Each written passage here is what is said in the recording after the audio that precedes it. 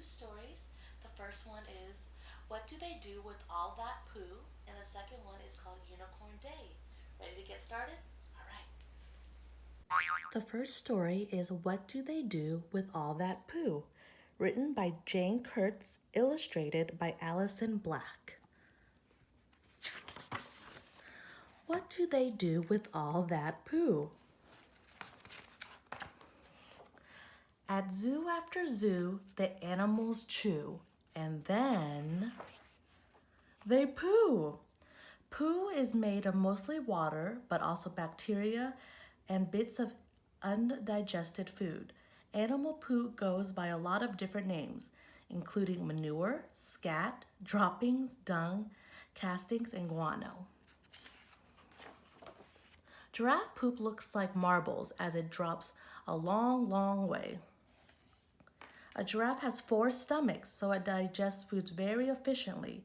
That means a giraffe needs to eat a lot less than most herbivores, which is why its droppings are so small.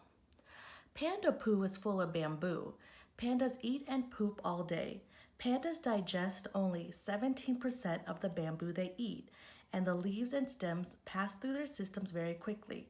So panda poop looks like a green mass of partly digested bamboo, and it doesn't stink. A hippo sprays a shower with its flapping tail. Hippos use dung showering to mark their territories and warn off predators. They shoot their dung out while flapping their tails to spray it around. To weigh a day of an elephant's poo, you need a sturdy scale. An elephant can eat 300 pounds of leaves and grasses a day and then dump 165 pounds of poo. To help you think about that, a football weighs about a pound. So think it's about 165 footballs of poop. Rhinos can communicate through piles and piles of scat. This says, hello, Bob was here. Each rhino's poop has its own unique smell. Rhino smells dung to gather information about one another. A lion sometimes buries poo, like any other cat. Cats big and little often bury their poop so it won't be detected by enemies. But sometimes lions and tigers leave poop unburied as a warning that this is their territory. Sloths creep down from trees to poop, but only once a week.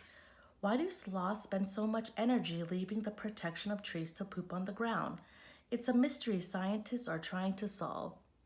A penguin shoots its poo out in a fishy, smelly streak. Penguins don't have teeth, so as one zookeeper says, fish go through them fairly rapidly. That means fast. Scientists have studied the force it takes for a penguin to shoot out its bright white, fishy guano so far. A wombat's poo is cube-shaped, so it isn't very rolly. Wombats are highly territorial.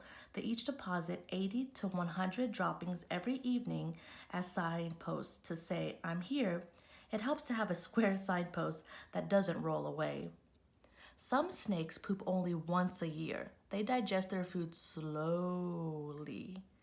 One study showed that it took a python 5.5 days to digest a rat. Because their bodies are so efficient, snakes poop less often than almost any other animal. Hyenas crunch up lots of bones. That's why their poop is white. The calcium in bones is what makes dried hyena poop white and why hyena poop can easily turn into a fossil. Bat poop has undigested bugs. Bats poop all day and night. Bats turn right side up to do their poo so they don't poop on themselves. A bat can eat up to 1,200 mosquitoes in an hour. Many bats also eat insects with shiny outer coverings that don't get digested, which makes their poop sparkly. So what do zoos do with all that poo? Look how much that is. They sweep it and hose it and toss it each day. A lot goes in dumpsters to be trucked away. A zoo might have to deal with more than 5,000 pounds of poop each day. Keeping it around would make zoos pretty smelly. So some of them pay thousands of dollars a year to send it off in trucks to landfills. They send some poo to vets and to scientists too. Then zoo poop is studied to help out the zoo.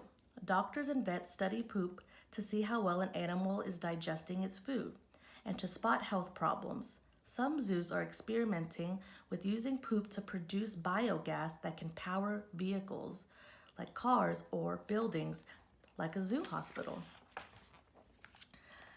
They pile some in towers and toss it with rakes. It soon will become compost for gardeners to take. Compost, which is made of herbivore poop mixed with food waste and grass clippings, improves soil and helps plants grow. Zoos sell or give away compost using creative names like Zoo Manure, Zoo Doo, or Patchy Poo. Carnivore poo can be spread out around yards to keep deer from eating plants and trees. First, worms like to munch it. Their poop is so teeny.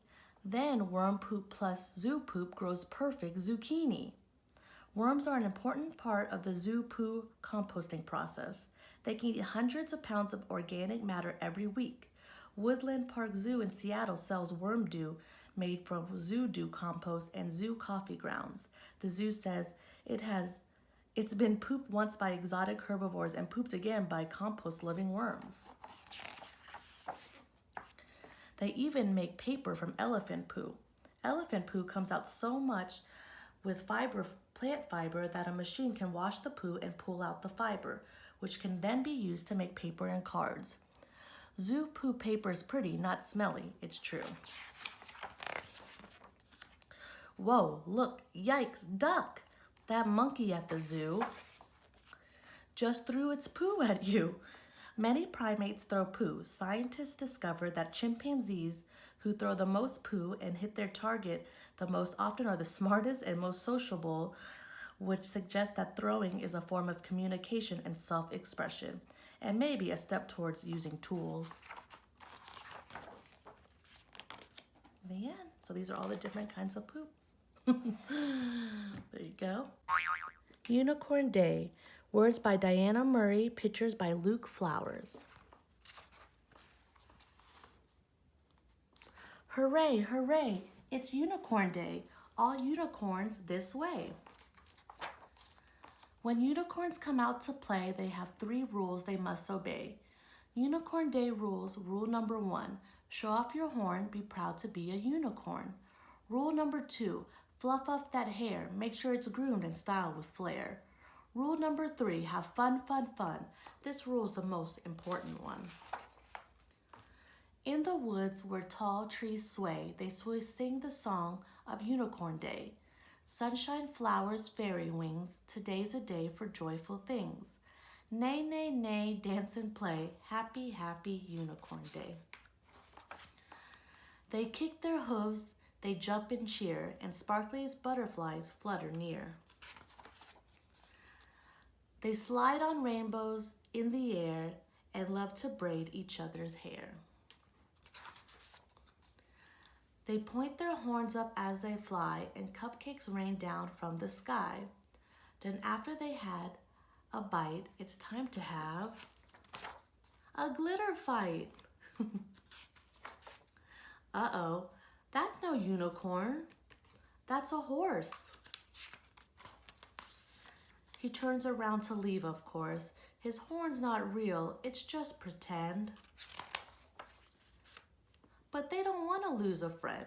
They tie the horn back on his head and give the horse a hug instead.